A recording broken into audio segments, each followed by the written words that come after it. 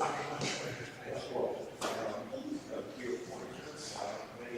we did, do you know who that is with us last night? Yes, I heard that she was. Yes, that she was.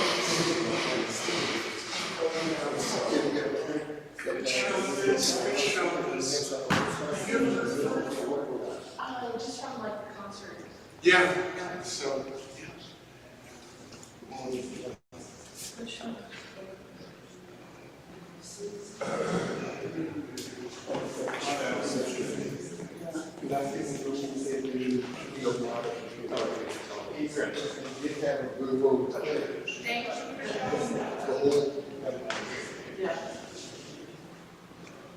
It's interesting, the walk there still has the frozen place. But they don't have it. Walk there, Venice.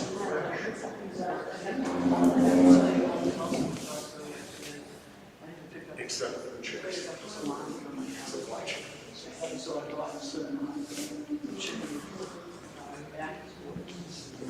Which were previously chosen as one took them home to the damage. They were still fashioned.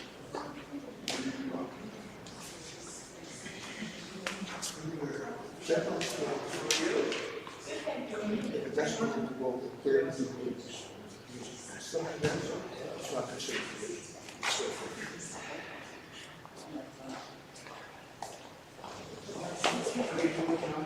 Good. Miss the boys?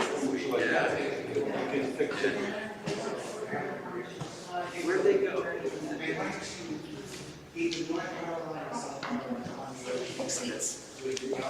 We're going.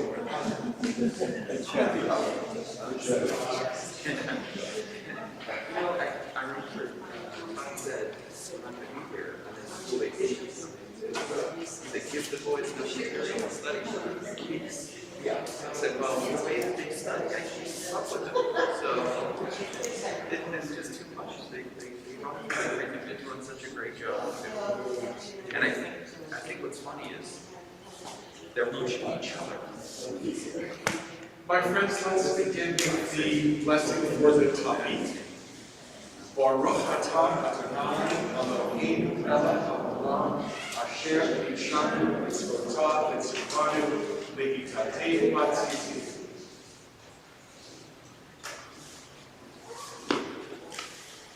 Shabbat Shalom, everybody. Good Shabbos to our friends who are joining us online this morning. It is Shabbat HaGadol, the great Shabbat, the Shabbat before Passover. We begin our service on page 101. Bible.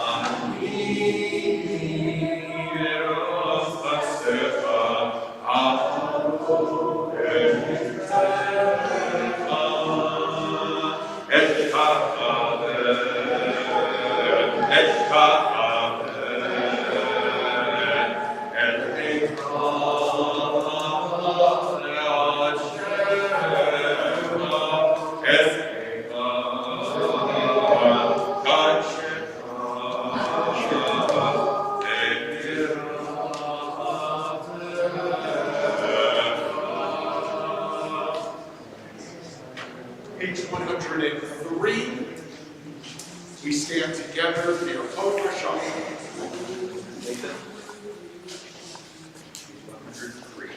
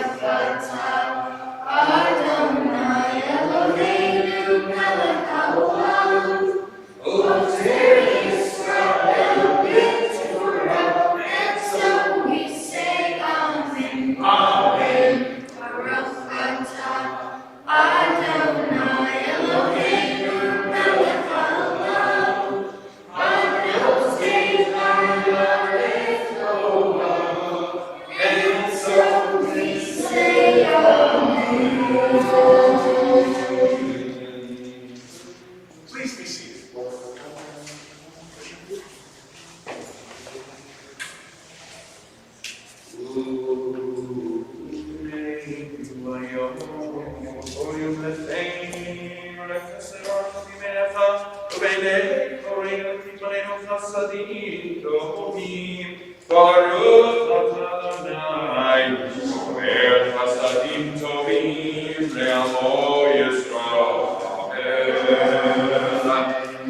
The mourners and those who are calling at your side today stand together with page 121 for the mourners' cottage.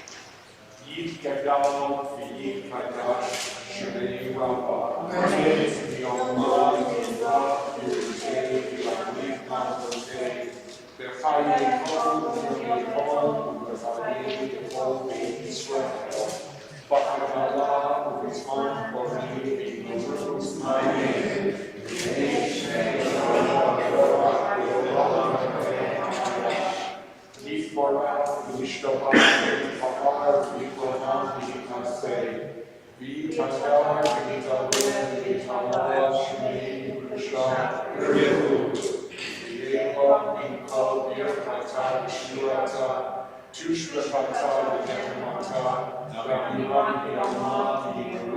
Amen.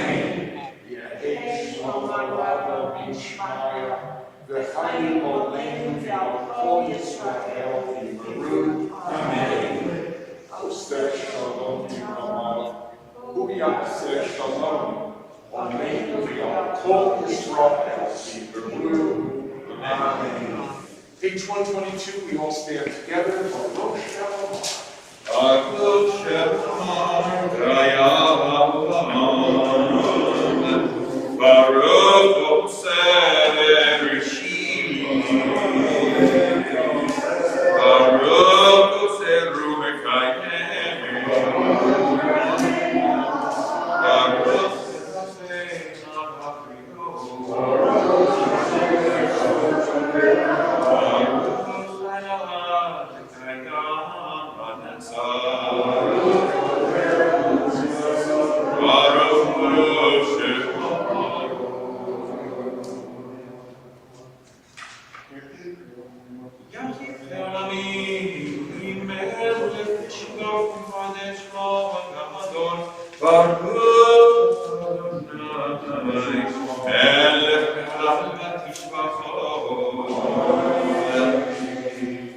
Please be seated, everybody. Page 136, the Psalm Asher.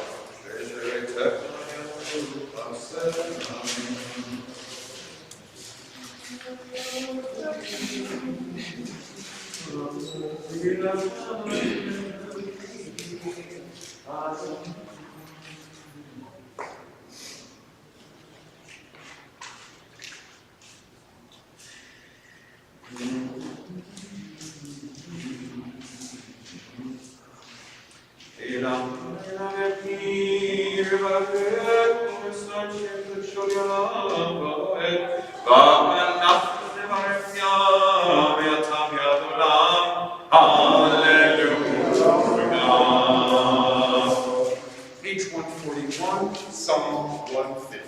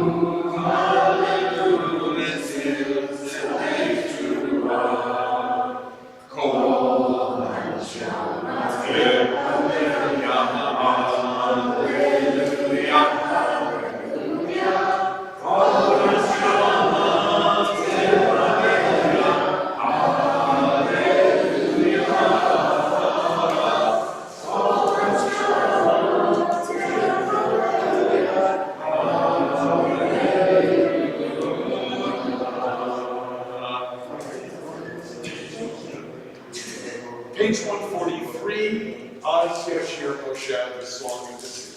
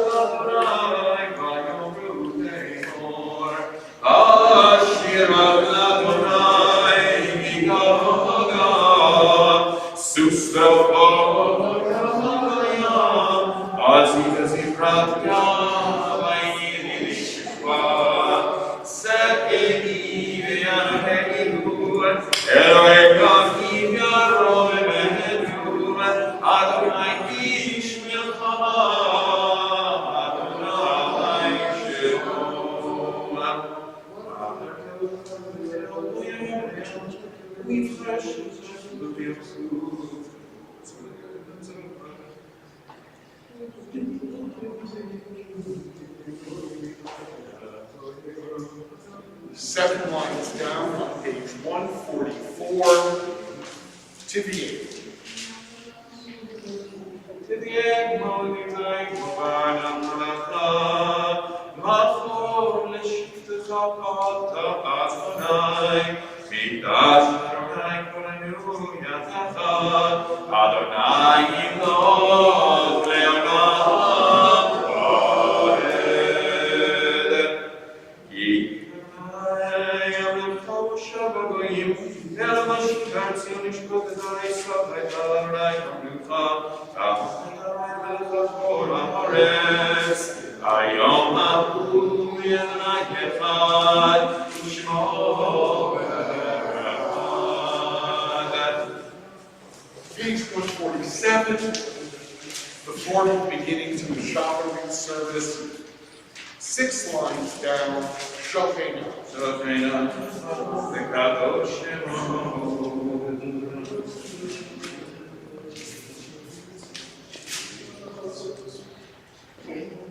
Shekin obat koritzu lefanecha Adonai Eloheinu Elohei Avotenu Erodot Halel Shafecha Shefahir Robin Nader Levarech Halel Harisal Kol Divrei Shirot V'Tishbetot David V'Nishai Yasecha Mishichecha Yishtabach Shimecha. Let's stand together, page 148.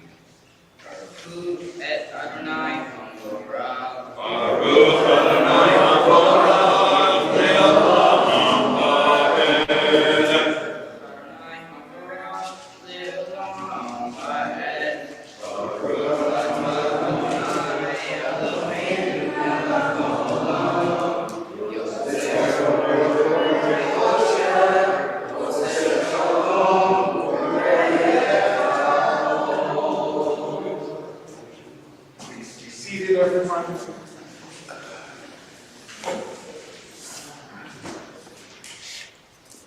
Page 150, the introduction to Ella.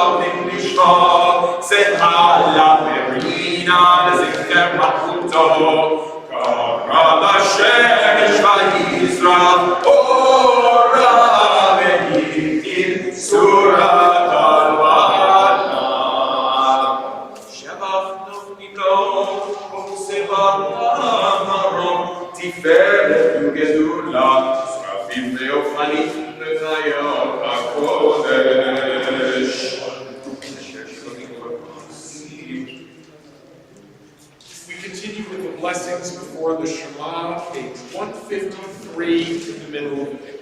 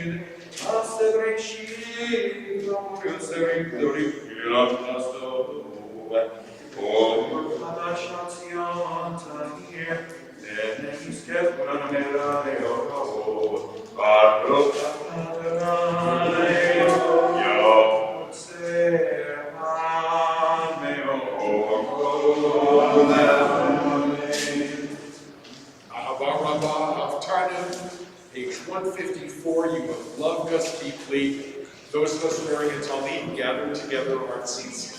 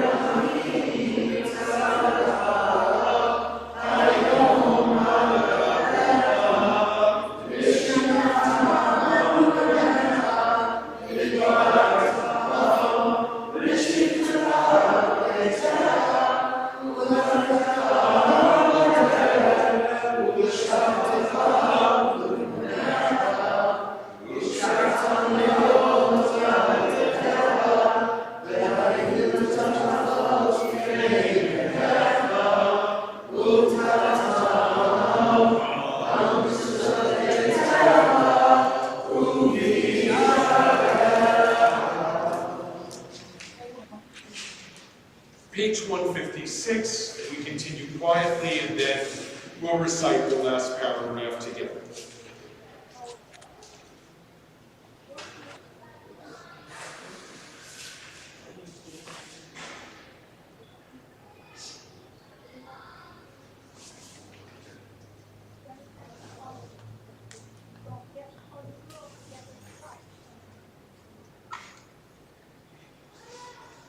I am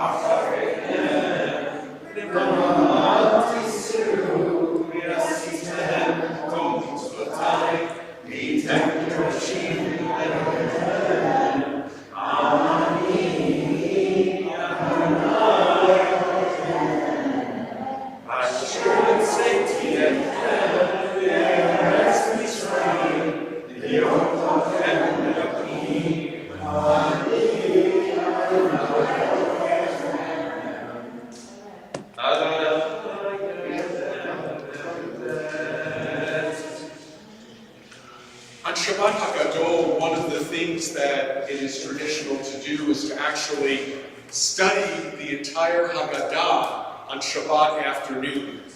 But we are going to take some time today to think about topics that we might explore at our Passover Seders. And I want to share a note that's found at the top of page 158. The Hasidic master Shalom Shalom taught, that which results in the good cannot take place without opposition.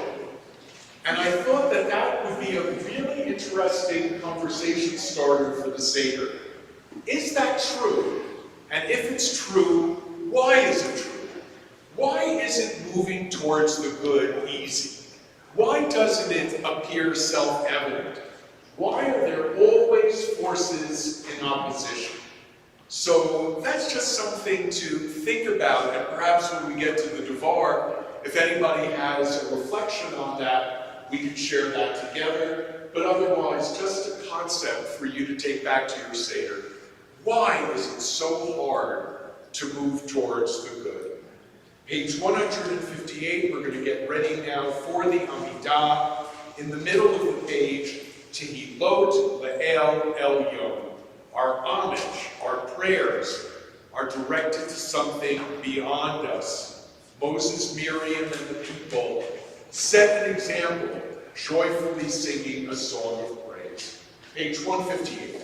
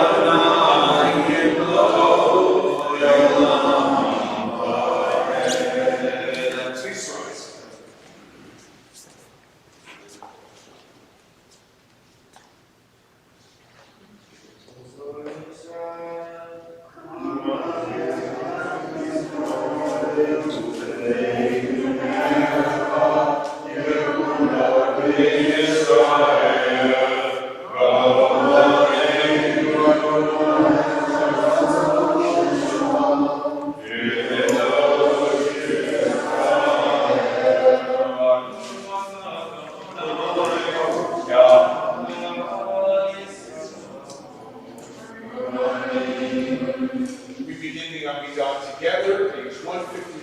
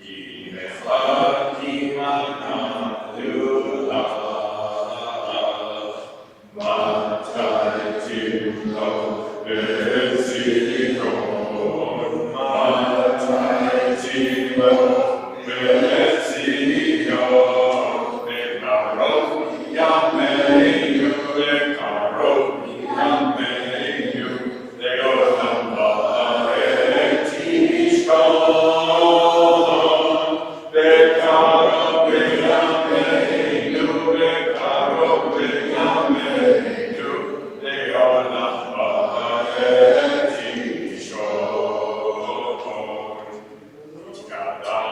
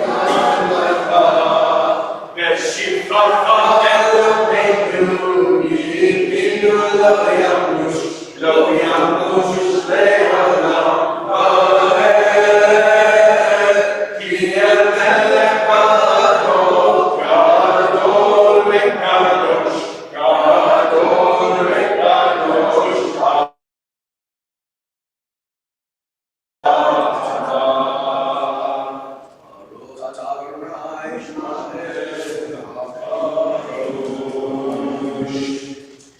continue quietly with the prayers of our hearts or the rest of the Amidah, Yishmat Moshe 162.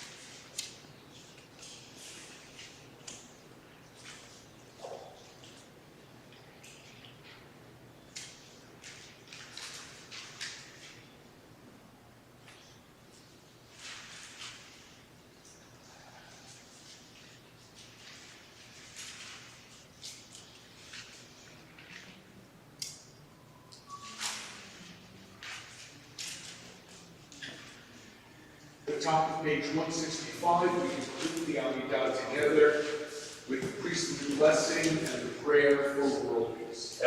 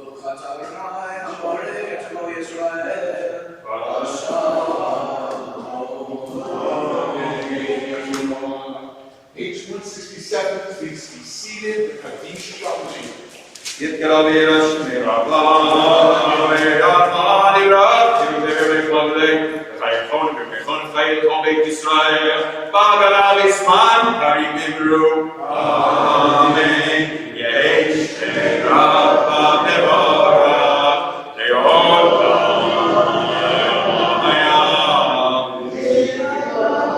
יתברך וישתבח ויפר ותרומה, יתנשא ידע ידלג ידרש מקודשה, אליו מכל ברכתה ושירתה, תשבחתה ונחמתה, תמירת ימה ויאמרו, אמן. יתקבל צלתו ולמון לכל ישראל, ולמון במשמעיה ואמרו, אמן. וישתמרת ומית שמיים חיים עלינו ועל כל ישראל ואמרו, אמן. עושה שלום במרומה, ויעשה שלום עלינו, עלינו, ויעקב ישראל, ויאמרו, אמן. Page 168, the service for taking out our Sefer Torah.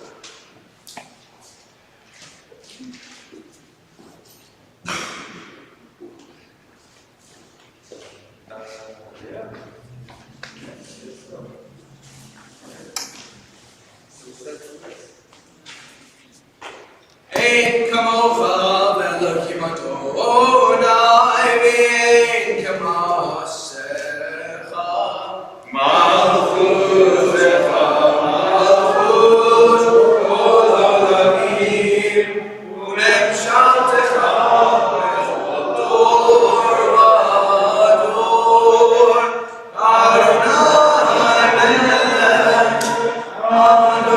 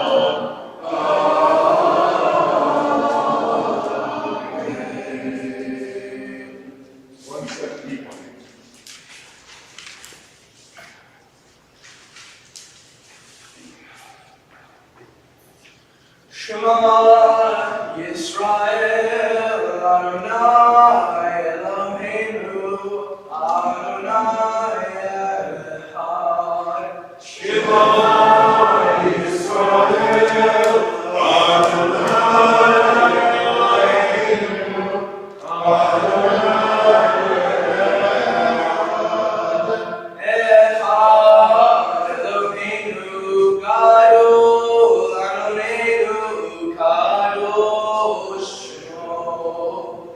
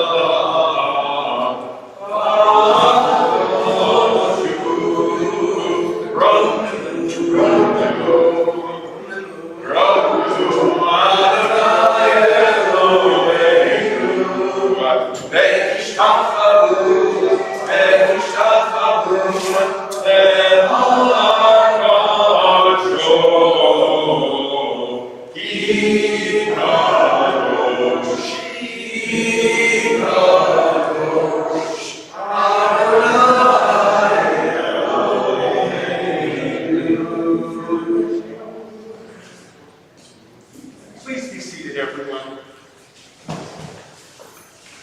I hope everyone took a copy of the Chumash. We're going to be reading this morning from Parshat Mitzorah on the bottom of page 663. Mitzorah, this week's Torah portion, deals with a variety of forms of what used to be translated as leprosy. They understood that leprosy is contagious, it can afflict the human body, but they also thought that there were forms of leprosy that impacted clothing and houses. So when we're talking about clothing and houses, we're probably talking about discolorations that we would identify as mold or mildew, something discolored that might grow.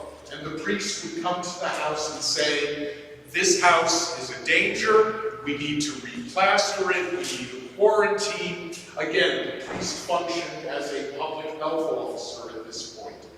What I want you to notice, especially on page 664, the second page of our reading, in the notes at the bottom of the page, they offer some ethical lessons.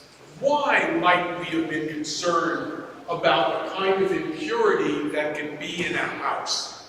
How could a house be something that was sinful or a place that might be afflicted with a plague? And they respond by talking about what are the traits of a house. A house should be welcoming, a house should be warm, a house should be places that welcome the stranger and the outsider. And if the house is a place where the person says, this is mine, you stay away, that would be a house where there's something askew. So again, our reading is going to begin with verse 33 in Parshat Mitzorah. What happens when there's discoloration in a home?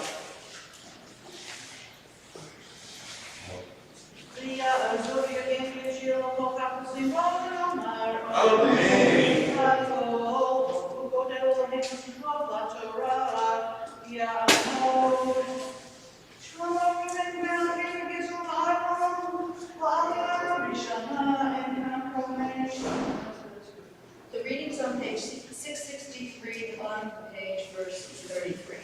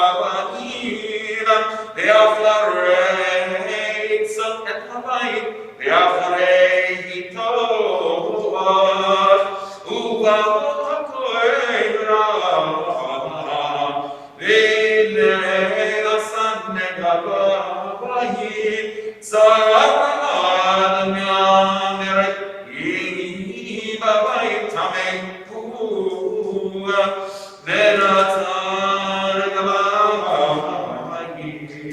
את הבנה נתן עצה את כל הפעם בבית והוציאים מחוץ לעיר וכל טמא להבא אל לבית כל ימי הסגיר אותו יטמע עד הערב להזכיר הבית יכבסת בגדיו יחל בבית יכבסת בגדיו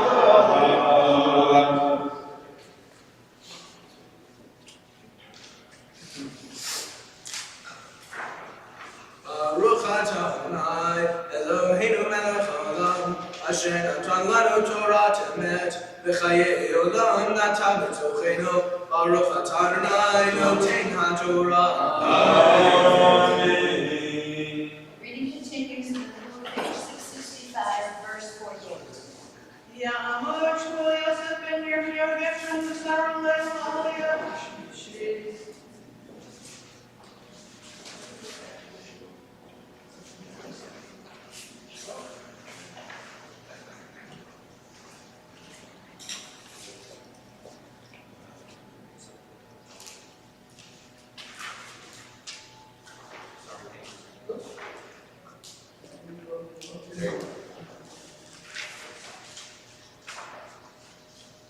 Baruch hu et Adonai Torah. Baruch Adonai Baruch Adonai Torah ve'olam lahed. Baruch atah Adonai Eloheinu melech haolam asher b'chavanu mikol ha'amim v'natan lanu et Torah. Baruch atah Adonai noten haTorah. Amen.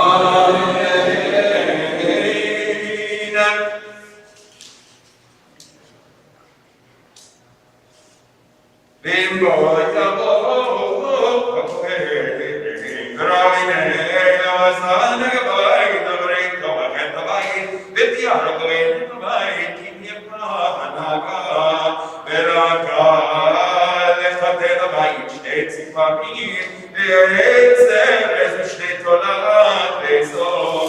Shabbat את הציבור היכל refresh על מים חיים ולקח את עץ הארץ ואת האזור את שפע ואת התיקור החיה ודברותיו ותיקור השקוטה ומים החיים וזק את הבית של רבים ופיתח וחיטק את הבית ודאם התיקור במים החיים והתיקור החיה ובעץ הארץ והאזור ובשתי התורה ושילה את התיקור החיה אל מחוץ לעיר פני השדה ודיבר על הבית וטהר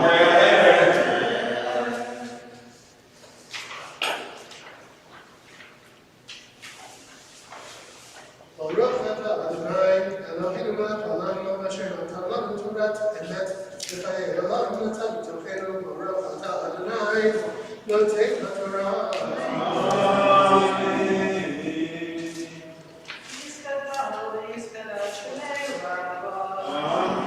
Amen.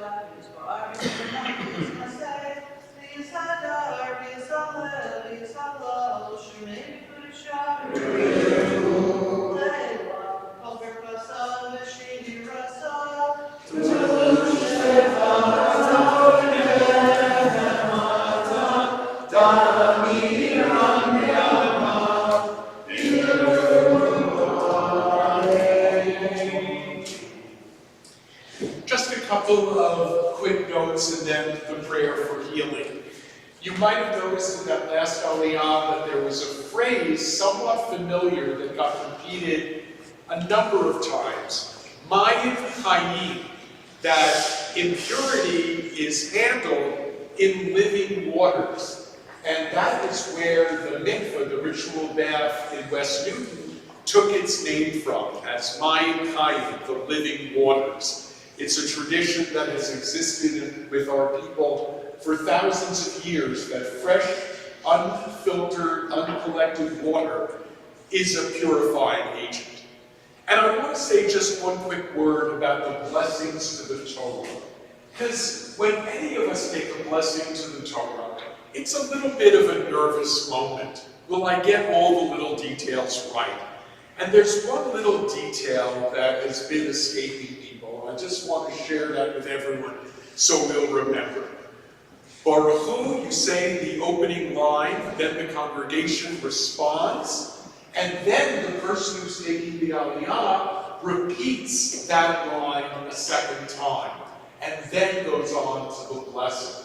So I just want to say that and print that deep in your mind, so that when you come up for an Aliyah, do not forget to repeat that second line after the congregation. It is a bit of a call and response, because you are functioning as the agent for all of us in saying the blessing for the Aliyah. So we're going to take a moment now for prayers for healing.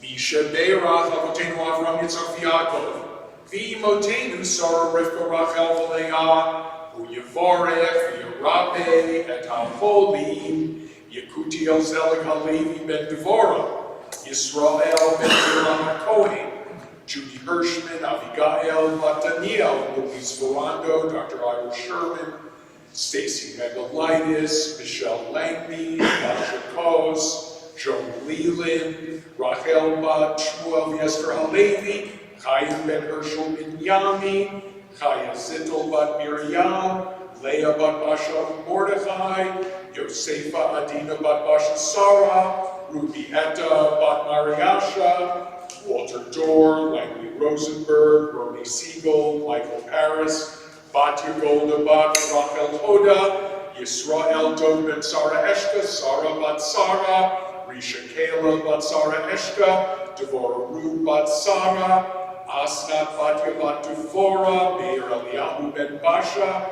Nechama Esther Bat Bracha Elia, Malka Bat Chava Rachel, Shoshana Ruth Bat Hana, Barbara Grishaver, Sylvia Gilbert Marsh, Elise Cohen, Hannah Etta Bat Leah, Judy Shapiro, and Heidi Wordsman, the Ed. Secretary Barrington, Jeff Levy, Chuck Christian. Michelle Anton, Devorah Goldberg. Shamaya Ron Ben Sephora, Summer Ethan Bat Sephora, Rick Rogers, and Don Rosemary. HaKadosh Baruch Hu Yimalei Rachamim Aleihem V'Chatzikam L'Rapatam. May God offer a speedy and complete healing to all those whose names we've mentioned, as well as those whose names we carry in our hearts. Refuah Shlema Min HaShamayim, Refuah HaNefesh, and Refuah HaGuf. Our prayers are for a healing of spirit as well as a healing of body. B'tok Shar HaHolim, V'chazek et Yidei HaZim B'tzorcheichem. Shabbat Yom Bilizod, Refuah Krova Lavo, Hashkabah Galom, V'zman Karov, V'nomar. Amen. Amen. We stand together now as the first Sefer Torah is lifted and... I'm sorry? The first and only Sefer Torah. I'm getting ready for the holiday. Torah, Torah, Torah,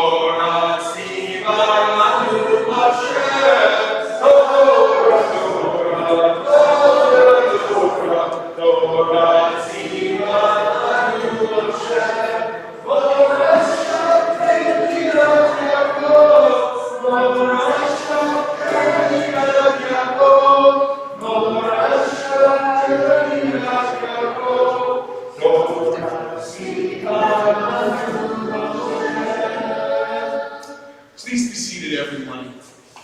Just to make a connection between the prayer for healing and our Seders, I just want to remind everyone that the Kos Miriam, having a cup with water at the Seder, a special cup in memory of Miriam. Miriam, when she was traveling in the wilderness with the children of Israel, had a healing well of water that accompanied the children of Israel throughout their journey. During the Passover Seder, one of the customs that we have is that you might take a cup and everyone take a little bit from their water glass and put the water into the cup, and as a result, fill the Miriam's cup with healing waters. And as you go around the table and everyone adds a little water to that cup, it's a chance to say, I've been dealing with some healing issues. I've been a caregiver. May I be strengthened. May there be healing. It's an opportunity to sort of acknowledge issues of wellness and caregiving during our Seder. I am delighted on this theme of healing to welcome Maddie Reiser to the sanctuary, to our social hall this morning, to tell us a little bit about a project that she has been working on as part of the Jewish Teen Foundation of Greater Boston, a project that has to do with healing and that we can all participate in. So I am delighted to welcome one of our teen tutors, Maddie, who you all recognize, to tell us a little bit about her project and how we can get involved. Maddie, repeat away, that's fine. Shabbat Shalom.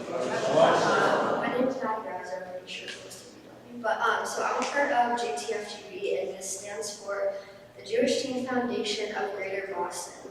We are a group of teens who work together to make a difference in our community. Each year we're separated into 4 boards, and each board we pick an issue area to focus on. This year I'm part of one of the second-year boards. This means that all of us have participated in the program before, and we are taking an even deeper look into fundraising and nonprofits. Each year we learn about philanthropy and how different nonprofit organizations work. This year our board chose to focus on youth mental health. Our board's mission statement describes what we are striving to accomplish this year. As a group of motivated Jewish teens guided by acceptance, compassion, and mutual responsibility, we are dedicated to spreading awareness and increasing the accessibility of resources to help improve adolescents with mental health conditions. We feel that the mental health of our peers is an important issue, especially this year because of what's been going on in the world recently. There are so many different things going on that everyone's been affected by. Over the past 3 years, everyone has been affected by the COVID-19 pandemic. The separation and all the repercussions that have followed and continue to follow are very relevant and are causing ongoing issues throughout all communities. Some people may think that it is no big deal and we should try not to focus on it, but we on Board 3 think that mental health, especially in the teen population, is an ongoing issue in the world that needs more attention. Lots of people need help and support that they are unaware of, and they are unaware of agencies and organizations that provide these meaningful services. We hope to be able to help people find these resources by focusing on this issue. So far this year, we've had 2 guest speakers who both work with people who struggle with mental health issues, and I found it really interesting to hear about all the different things that can be done to help people that are struggling. If you are interested in supporting my efforts, any donation would be much appreciated. Feel free to reach out to my mom or Rabbi Gordon or I about making a donation, and thank you for listening and have a good day. Thank you for what you're doing. That is wonderful. I just want to say that what Maddie's doing with this Teen Foundation is a wondrous project and something where they learn at an early age how to be involved in making a difference in the world. So many of our teens are involved both in our teen study program that we began this year and in various other projects, and we are very, very proud of them. Maddie, thank you for taking the time to make this presentation today. The Haftarah. Today is Shabbat HaGadol, the great Shabbat.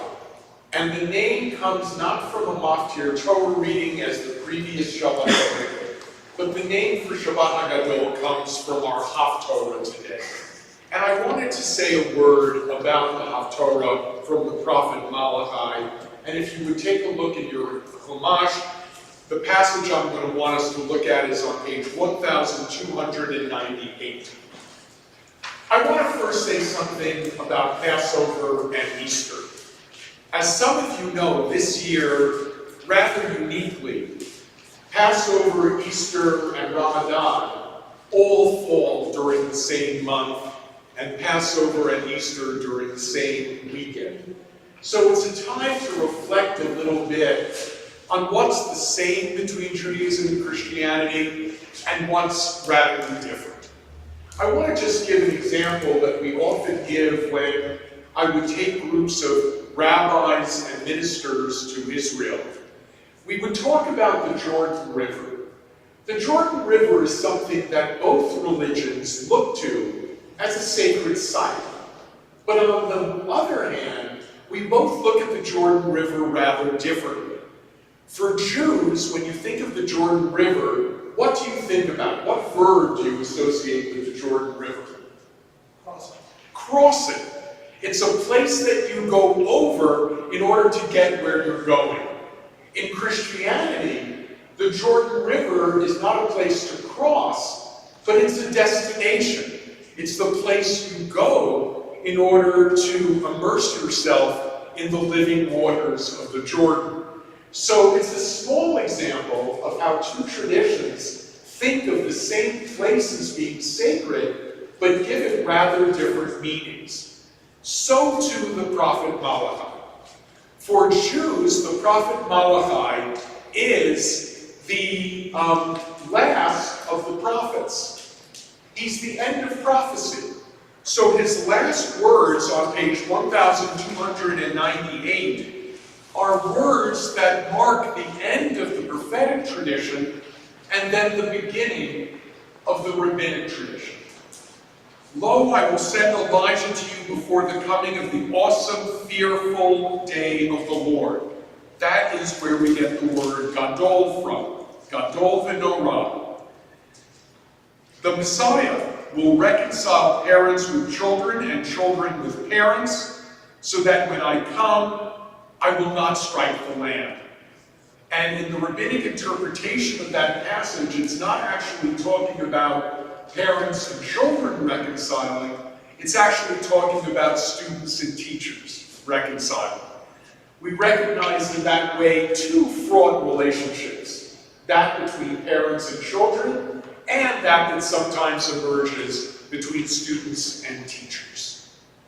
For Christians, so Malachi represents a stop, the end of one tradition, and the beginning, as it were, of a new way of thinking about Judaism in a post-prophetic era. In Christianity, Malachi is the last book of the Old Testament. It's not the last book of the Tanakh. It's not where we end the Bible, but it is where the Bible is organized to end in the Christian canon. So why is that? Because it says, I will send Elijah the prophet, and what's the next book in the Christian Bible? The Gospel of Matthew, the story of the birth of Jesus. So for Judaism, Malachi represents the end of prophecy.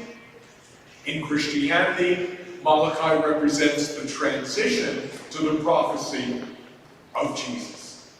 So again, words that are powerful in two traditions, but in rather different ways.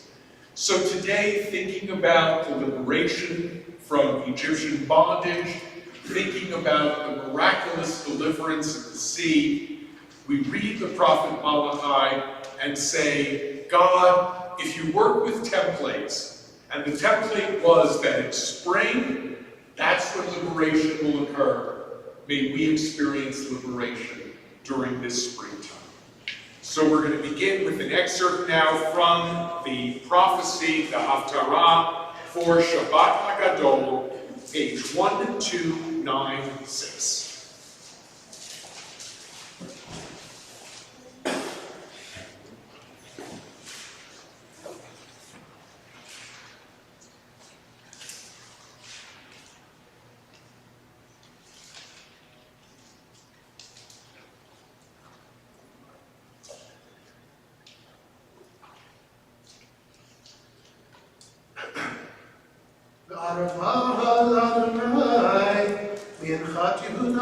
בירושלים, כימי עולם וכשלים קדמוניות, וקראתי עליכם למשפט, הייתי עד ממהר,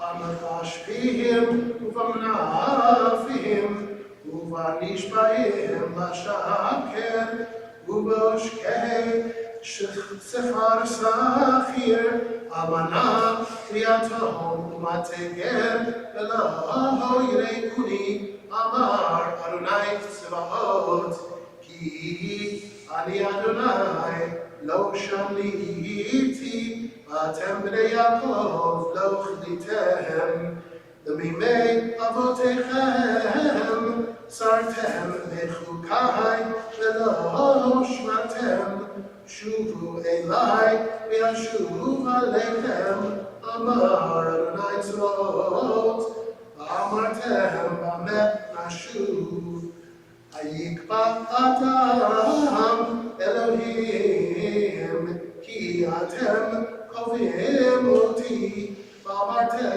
במה כמעונוכה, המעשר התרומה, אמירה אתם נערים, ואותי אתם קובעים, אבוי כבודו. הביאו את כל המעשר אל בית האוצר, ויהי טרף בביתי, ובחנוני נא בזאת, אמר אדוני צבאות, אם לא אבטח לכם את ארובות השמיים, ואריקותי לכם ברכה עד לידי, וגרתי לכם באוכל, ולא ישחית לכם את פרי האדמה, ולא תשקר לכם הגפן בשדה, אמר אדוני צבאות, וישבו אתכם כל הגויים, כי תהיו אתם בארץ חפץ, אמר אדוני צבאות. Thank you.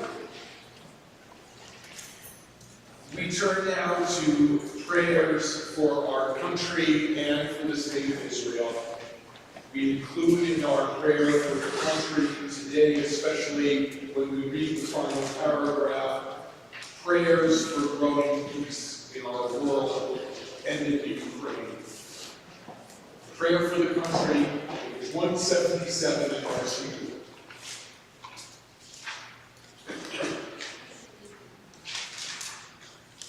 Our God and God of our ancestors, with mercy accept our prayer on behalf of our country and its government.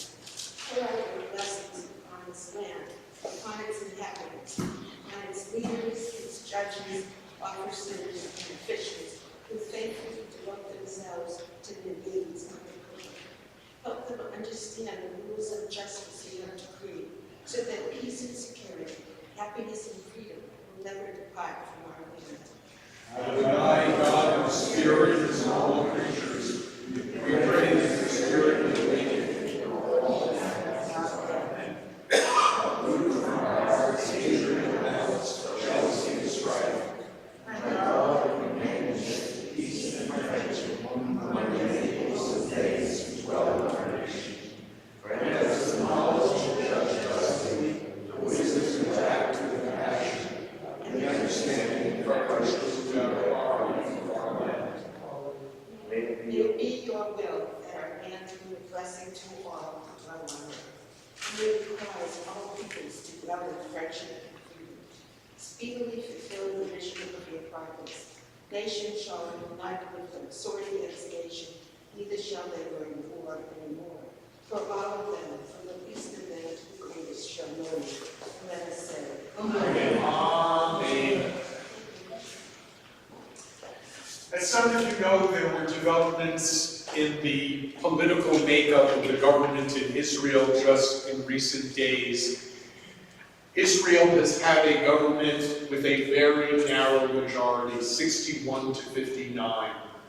and one member of the Yamina Party, one of the right-wing coalition partners of this extraordinary coalition, linking right, left, and center, left the government a few days ago on the eve of Passover. And now the government, the Knesset, is evenly split 60-60. There are a couple of things to know about this, just for your own background. Number one, there's a presenting issue. There's always a presenting issue. And what the member of Knesset said about her departure was that it was motivated by a ruling of the health ministry that people could bring bread into hospitals during Passover. That was not a reason to put the government in danger of collapse. And in fact, it was a much broader set of issues that led to this divide, and the negotiations for her to leave the government had been going on from the Likud for quite a while. The other thing to know is that Israel's Knesset is now on vacation and will not be meeting for the next 5 weeks. So this also was a resignation that took place at a moment that left things open for conversation. So we'll see what happens. This does not mean that the government is going to imminently fall, but it does make things a little shakier in Israel. It does so at a time when we acknowledge that there have been terror attacks, including the most recent attack in downtown Tel Aviv on Thursday night. Some of you might know that Thursday night in Israel is pretty much the equivalent of Saturday night in America. It is the beginning of the weekend, it is the night to go out, and as a result, the terror attack was chosen for a moment to do maximum damage. In thinking of our upcoming trip to Israel in a month and thinking about our brothers and sisters there, I want to share a prayer that Phil, that you circulated a few days ago, a prayer for peace in Israel, written by Rabbi Jonathan Sachs. And Rabbi Sachs wrote this prayer, obviously, at an earlier moment.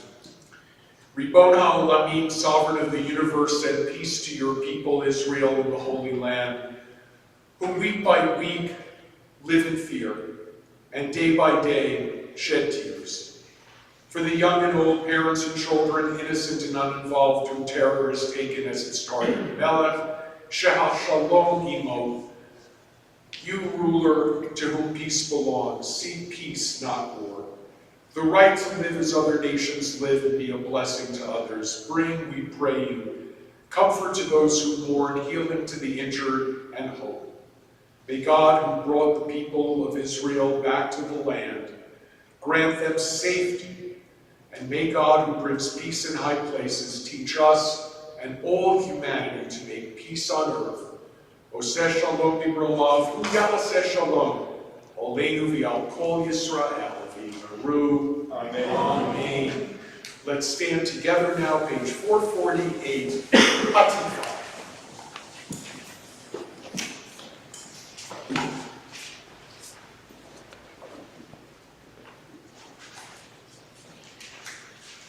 Oh,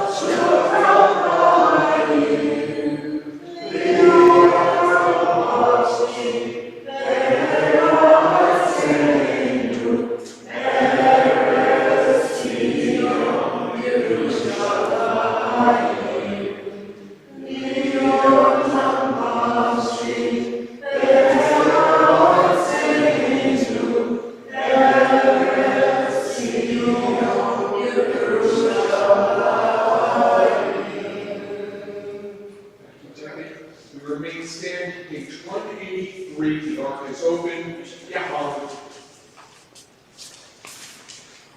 Hallelujah, Adonai, Yisrael. Shemot levado.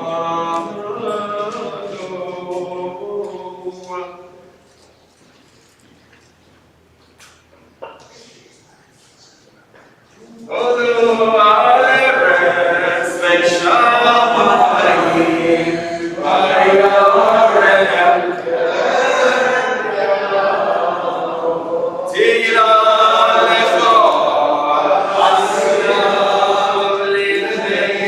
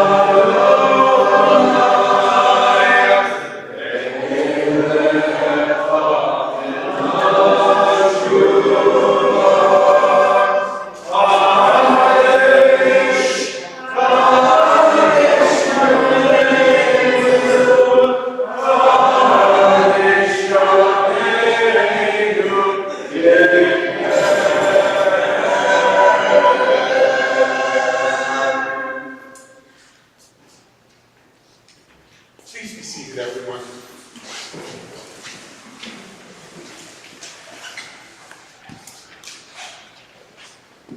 The essence of the Passover Seder is to ask a new question that has never been asked before.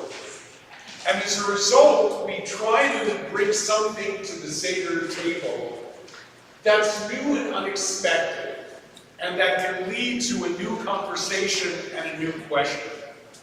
There's a story in the Talmud, just first of all, to understand what the Seder used to look like. The Seder used to be that there was a tripod that would be put in the middle of the room, and there'd be a large metal platter that would be put on the tripod. And that metal platter would have all of the Seder foods on it, and you would eat it from that central platter. It just wasn't a Seder plate of symbolic foods. Have some of you eaten in an Ethiopian restaurant? If you've eaten in an Ethiopian restaurant, you've seen that style of eating, where you're given soft, flat breads, and you use the bread to scoop up the food from this large, round tray. So the story is told that one year at the Seder, the host went like this at the beginning of the Seder, and the servants took the tray away.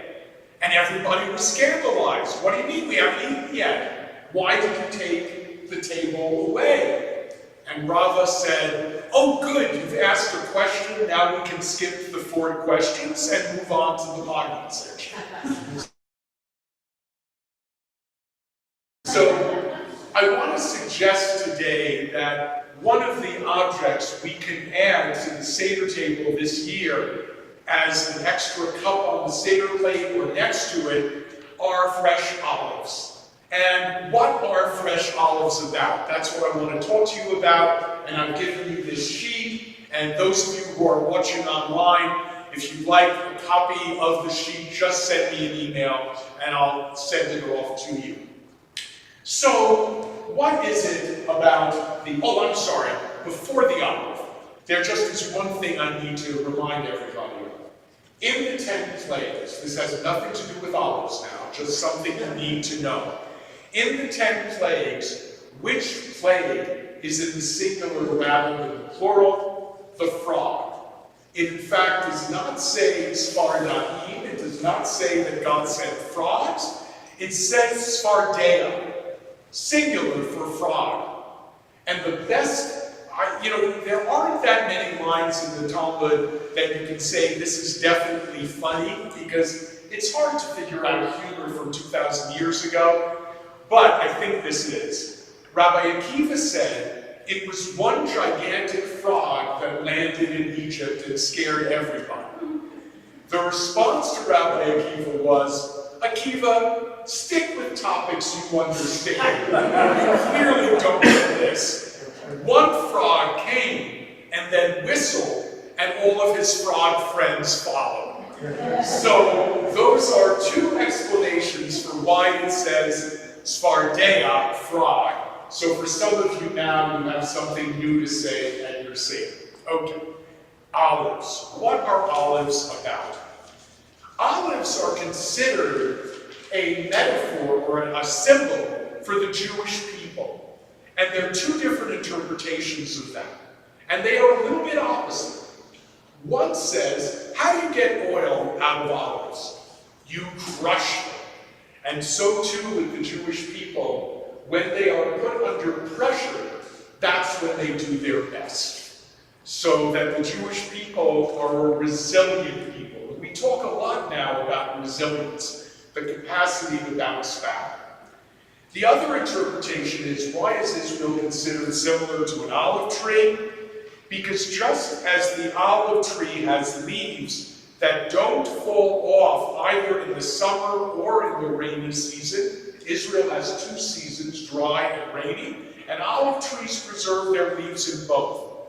So too the people Israel are an eternal people. They are going to last in this world and in the world to come. So it's a note both of hopefulness and the recognition that sometimes, like an olive, we get pressed and we get pressured. And then finally, another line about the future significance of Israel. Just as olive oil sheds light, so too, in a future that is blessed and peaceful, the people of Israel and the nation of Israel will be a light to the nations of the world. So those are just some images of the olive in general. There's another line of advice that the rabbis give for us farmers out there about what we should grow. And it says 1/3 of your crop should be wheat, 1/3 olives, and what do you think the other third should be? Grapes, of course. Bread, wine, and olives. Those are the three things you need in life. It's a really wonderful image. So let's take a look at the sheet here and talk a little bit about what the olive might mean as a symbol at our Seder. First of all, the idea of putting an olive on the Seder plate came to us as a trigger for conversation about what's happening in Ukraine. And I must say, as we continue to hear the cities where the terror has been, where the mass graves have been, the cities that are surrounded, Lviv, the cities are cities whose names we know as Jews, Kyiv. These are cities that have such rich histories in the history of Hasidic Judaism and in the history of the Jewish people in the 18th and 19th and 20th centuries.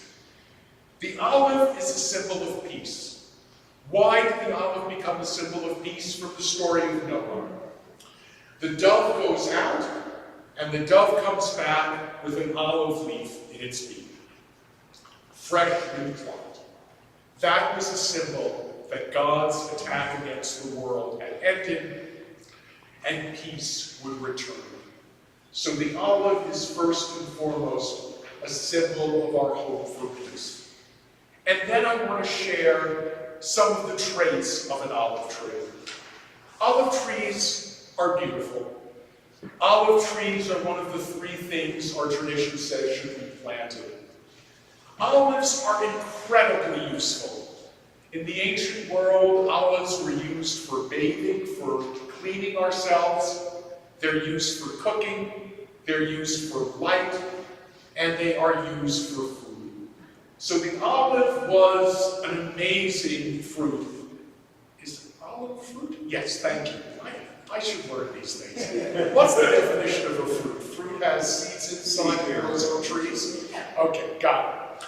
So the olive tree is multiply useful, but what else have we all learned about the olive tree? It takes more than a generation for its fruit to grow. When you plant an olive tree, you're building for the future. When you plant an olive tree, you have hope that somebody will benefit from this, even if it's not me. The dor vador is reaffirmed by the olive. And in Israel and the West Bank today, the olive is one of the basic cash crops. And planting an olive tree can be a way that people claim land, whether it is Palestinian farmers or Israelis who live in the West Bank. They plant trees or uproot trees as a way of deciding where the border should be. So we've seen that olive trees can be a source of division, but olive trees can also be a symbol of unity. And I want to mention a few years ago when there was a sort of a little, just a boost in boycotting of Israel, that a group of Palestinian and Jewish farmers in the West Bank used their olive crop to create oil that was called and marketed as oil for peace. That the olive tree could once again be a sign of collaboration and cooperation between Israelis and Palestinians for their mutual benefit. So we think about Ukraine, we think about the hope for peace, we think about what we can do to push for peace.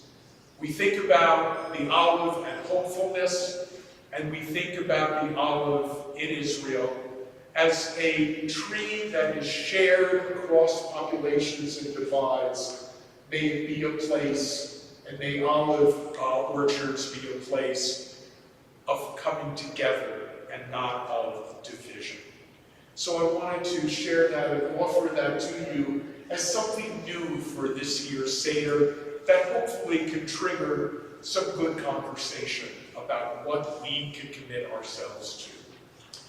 Before we break for today, this is our last service before Passover, would anybody like to share a particular tradition from your Seder or Seders past that you might want to share with everybody for us to consider? Anyone have a thought?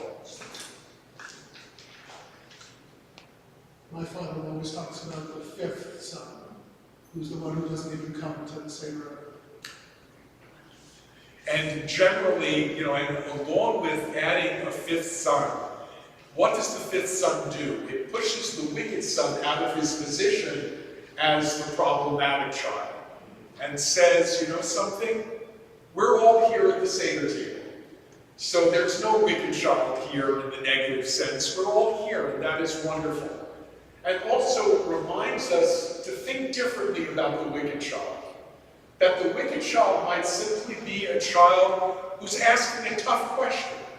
And we value tough questions. There's no problem with that. We don't have to knock them by their teeth, as it says in the Haggadah. And Sam reminds us there's yet another child to think about, the one who's missing. Yeah, please.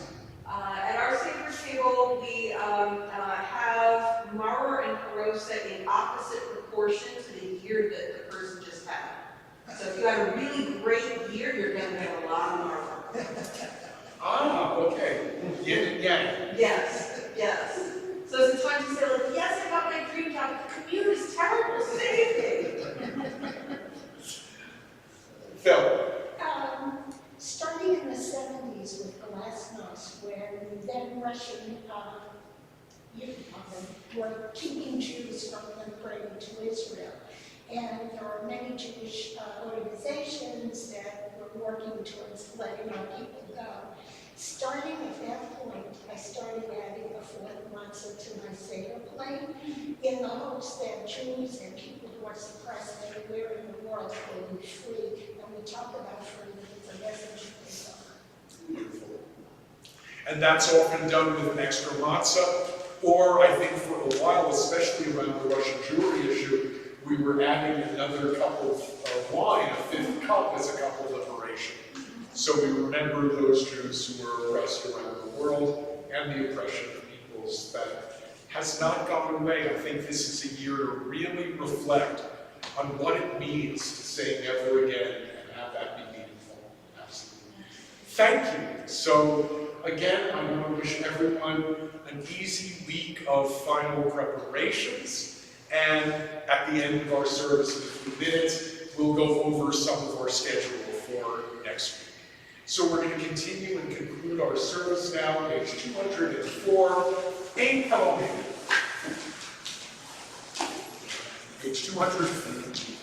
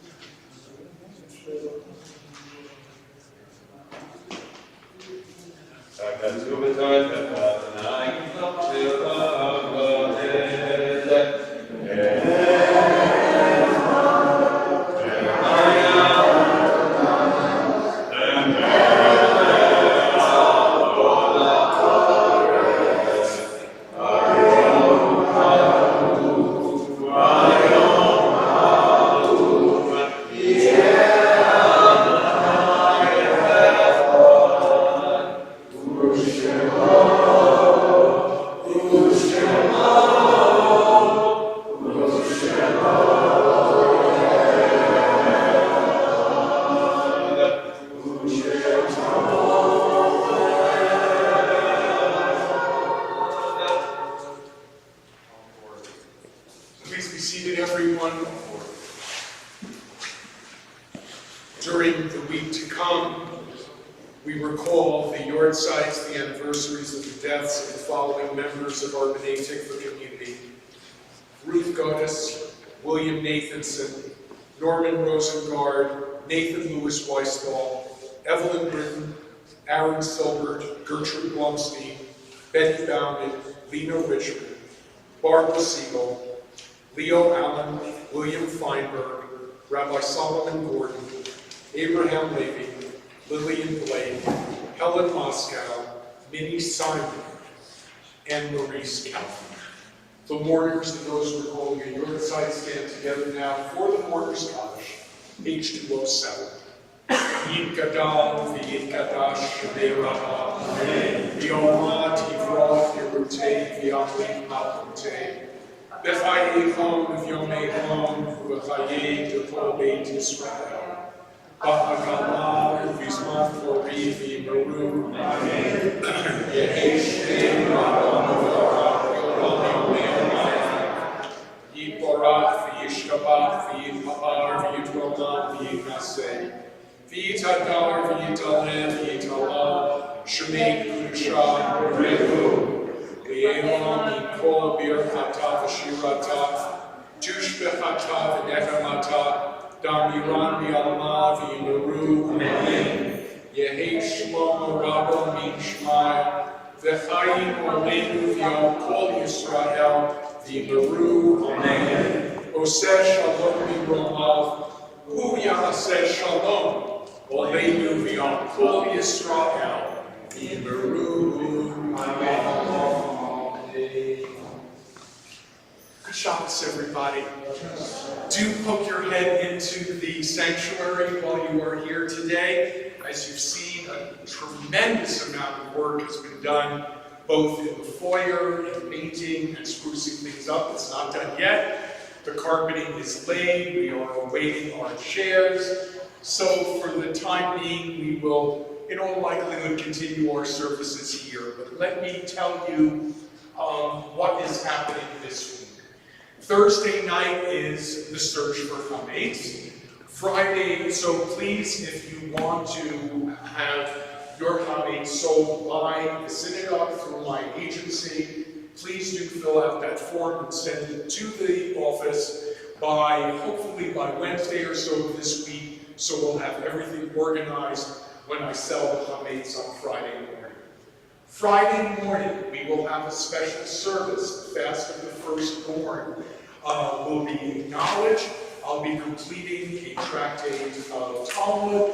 We will celebrate that completion and then have some refreshments for breakfast, which will be, for some of us, a break fast. Services begin at 8 o'clock with the Shacharit service, then our bit of study, and then we will retire for refreshments. Services that morning will be on Zoom, as well as here in the social hall.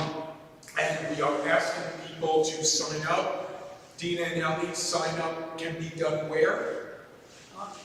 You have to go to the Passover page, and then there's a link to sign up. Okay, so if people are willing to do that, we very much appreciate it, so that we know that we will have a minion here. Excuse me, and not just a minion, including people on Zoom. Go to the Passover page for that. Friday night, It is our tradition not to hold Friday night services on the night of the Seder, so we wish everyone a Chag Sameach and a good first Seder on Friday night. Shabbat morning, the first day of Passover, we will be here as well as online, and that is Shabbat morning for the first day. Saturday night at 6:30, we will have our abridged second Seder on Zoom exclusively for people. Mark Silver and the cantor will be leading the service. Lauren and I will do a bit of teaching. And Mark, I think people should have wine and karpas and matzah available to them so we can go through some of the ritual together. So have your maror and karoset and karpas and matzah and wine. And then the service will go for about an hour from 6:30 to 7:30. And then people can continue with their own Seder afterwards. We're going to be doing some of the ritual a little bit earlier than we might normally, given the fact that it is Shabbat, but we will handle during the service that sense of transition from Shabbat to the holiday. Sunday morning, services will only be on Zoom for the second day in the morning, and then Sunday evening we will have our regular evening minyan at 7:30 to mark the close of the first part of the holiday. So I think that's enough information for now, but that gives you a sense of what's coming up. We're very excited that we're able to do this opportunity for people to be together, and I hope that many of you who join us on Saturday night will have your cameras set up so that we can see your Passover tables. It's always a lovely experience to share the beginning of that Seder together. I think that's it for announcements right now, and we will conclude our service on page 211 with Adon Rabbi. Then there is some refreshments in the back, and don't forget, we need to get rid of those bagels and all that hummus, so enjoy. Shabbat Shalom, everyone, kids, if you would, Adon Rabbi.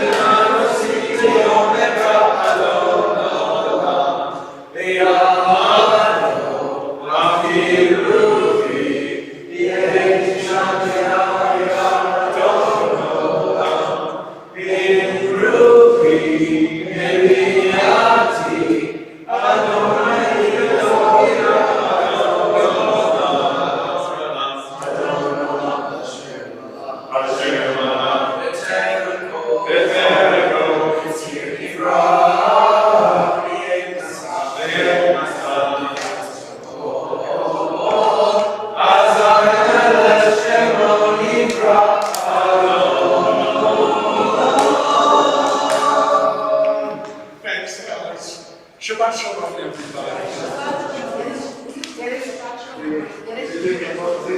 Kiddush and Mosey.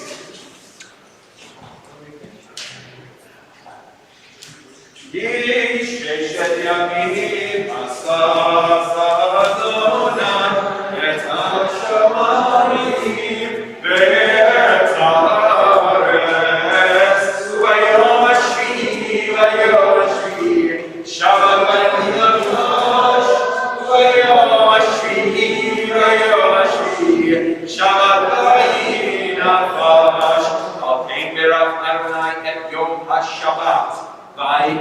Shehi Usarai.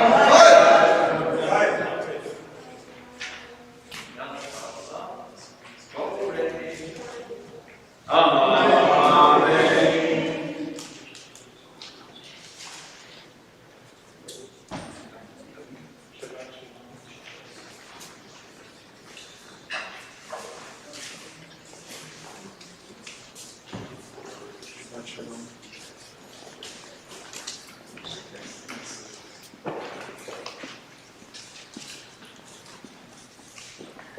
Baruch Adonai Elohim melech haolam, hamotzi haaretz.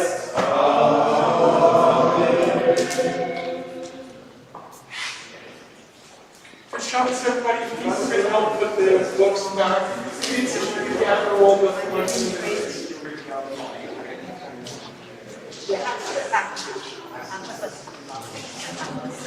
Shabbat shalom.